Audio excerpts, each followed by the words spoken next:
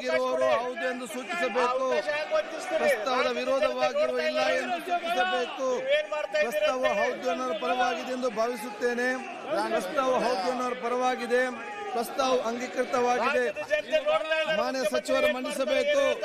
ಮಾನ್ಯ ಸಚಿವರು ವಿಧೇಯಕವನ್ನು ಮಂಡಿಸಲಾಗಿದೆ.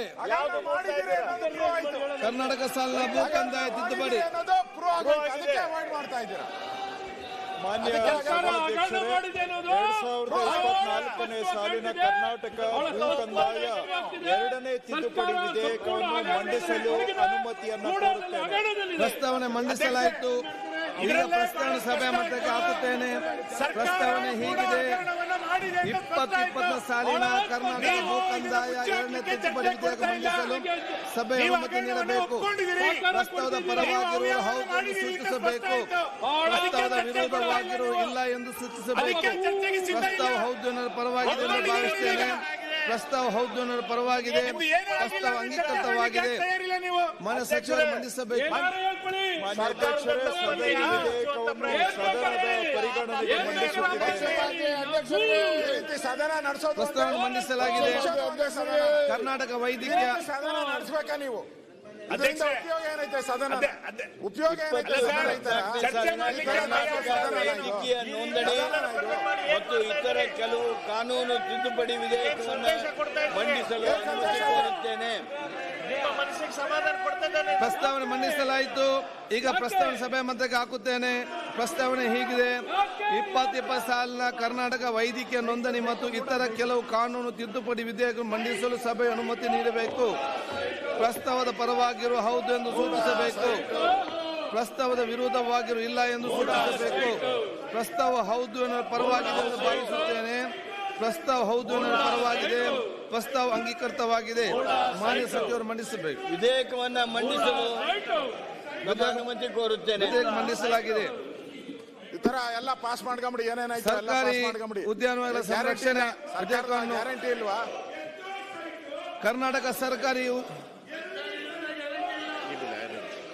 ಸನ್ಮಾನ್ಯ ಅಧ್ಯಕ್ಷರೇ, ಮಲ್ಲಿಕಾರ್ಜುನ ಅವರ ಹೆಸರಿನಲ್ಲಿರುವ 2024ನೇ ಸಾಲಿನ ಕರ್ನಾಟಕ ಸರ್ಕಾರಿ ಉದ್ಯಾನವನಗಳ ಸಂರಕ್ಷಣೆ ತಿದ್ದುಪಡಿ ವಿಧೇಯಕವನ್ನು ಮಂಡಿಸಲು ಪ್ರಸ್ತಾವನೆ ಮಂಡಿಸಲಾಯಿತು. ಈಗ ಪ್ರಸ್ತಾವನೆ ಸಭೆ ಮಧ್ಯಕ್ಕೆ ಹಾಕುತ್ತೇನೆ. ಪ್ರಸ್ತಾವನೆ ಹೀಗಿದೆ: 2024 ಸಾಲಿನ ಕರ್ನಾಟಕ ಸರ್ಕಾರಿ ಉದ್ಯಾನವನಗಳ ಸಂರಕ್ಷಣೆ ತಿದ್ದುಪಡಿ ವಿಧೇಯಕವನ್ನು ಮಂಡಿಸಲು ಸಭೆ ಅನುಮತಿ ನೀಡಬೇಕು. ಪ್ರಸ್ತಾವದ ಪರವಾಗಿರುವವರು ಹೌದು ಎಂದು ಸೂಚಿಸಬೇಕು. ಪ್ರಸ್ತಾವದ ವಿರೋಧವಾಗಿರುವವರು ಇಲ್ಲ ಎಂದು ಸೂಚಿಸಬೇಕು. ಪ್ರಸ್ತಾವ ಹೌದು ಅನ್ನೋರ ಪರವಾಗಿದೆ ಎಂದು ಭಾವಿಸುತ್ತೇನೆ. ಪ್ರಸ್ತಾವ ಹೌದು ಅನ್ನೋರ ಪರವಾಗಿದೆ. ಪ್ರಸ್ತಾವ ಅಂಗೀಕೃತವಾಗಿದೆ. ವಿಧೇಯಕವನ್ನು ಮಂಡಿಸುತ್ತಿದ್ದೇನೆ.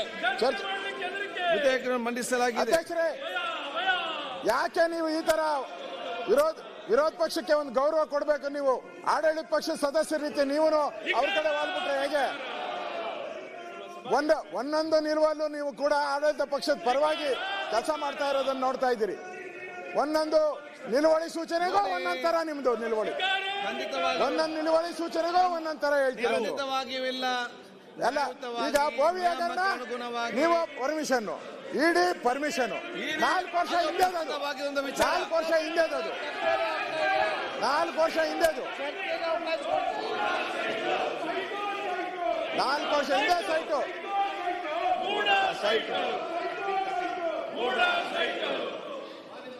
ಸನ್ಮಾನ್ಯ ಅಧ್ಯಕ್ಷರೇ, 2024ನೇ ಸಾಲಿನ ಅವಕಾಶ ಕೊಡಕ್ಕೆ